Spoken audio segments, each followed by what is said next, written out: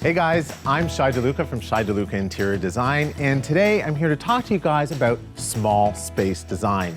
So with condos going up on almost every corner in urban centers, it feels as though really spaces are becoming that much smaller because footprints are becoming that much smaller in all buildings.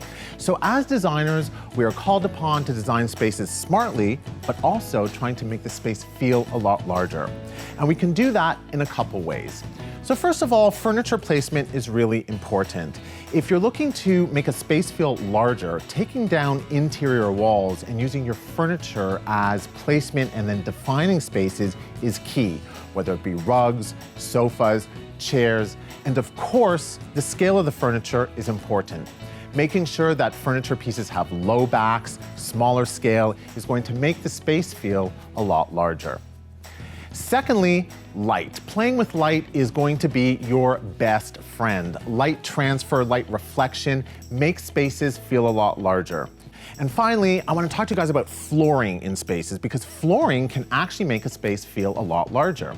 Depending on how you use floor, this is going to be a key in your design process. Of course, laying floor to the length of the room, the longest length of the room, is actually going to create the illusion space is a lot larger than it is. And finally, finishes in flooring, guys. That's something that I want to show you. Let's head over to the wall. I made the point of light being used in order to create an illusion that spaces are actually a lot larger than they are, and that comes into play in flooring as well. So while we are really moving away from high gloss flooring in terms of what people are seeing in trends, one of the things that I would recommend people who are looking to create the illusion that a space is actually a lot larger than it is to choose something that's not matte as a floor, to have a little bit of sheen in it, like the floors behind me. That reflective property is actually going to make the space feel a lot larger.